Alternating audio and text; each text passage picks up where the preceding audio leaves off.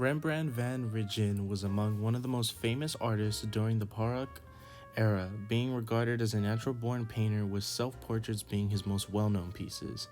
Rembrandt created essentially a time-lapse of himself through the years by painting himself in different points of his life. He believed displaying realism by creating lifelike portraits of himself.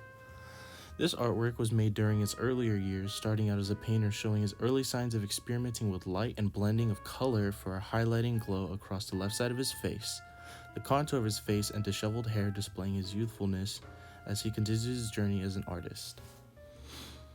Here we have a slightly older Rembrandt with a plumed hat that is illuminated by a light source casting a shadow on the right side of his face, along with showing age underneath his eyes with wrinkles. This one is casted in a yellowish orange hue, giving off a sense of natural lighting from a sunset. This piece, although having a slight reducing quality, shows Rembrandt's bright blue eyes as well as the glow of his skin coming through due to the choice of the color. Rembrandt, of course, also made self-etchings, with this one being one of his more famous detailed pieces, casting an illuminated reflection on the left side of his face while casting a shadow on the right side of him, while also having a shadow in the back outlined by the room, almost seeming like it belongs in a book illustration with the way his line work shows, even aging with more additional wrinkles on his forehead. Rembrandt would go on to make many variations of self-portraits with many changing expression, angles, as well as clothing and headwear. However, in an article by Artsy, Rembrandt would take a marked turn for the worse with the death of his wife in 1642. Whether it was grief or external pressures, Rembrandt's productivity suddenly fell off. He took out substantial loans, beginning for the first time to underwrite his debts with promises for future commissions, simultaneously putting himself in a bigger financial debt while also multiplying his artistic obligations. The cycle repeated until by 1655 Rembrandt was all but broke.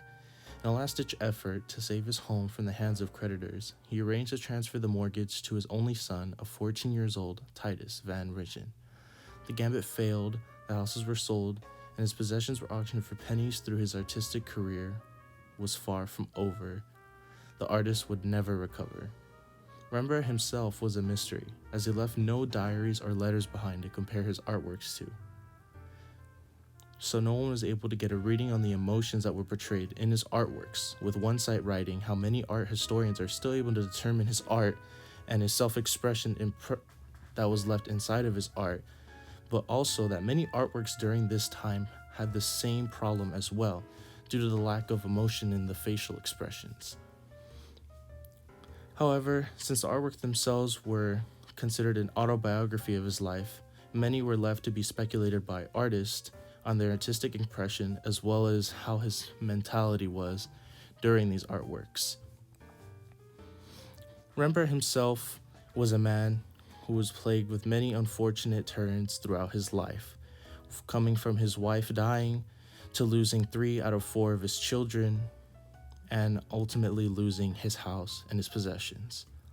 He would still create many artworks throughout his time, including this one, where he shows himself as an aristocrat wielding a golden suit as well as a sword in his right hand.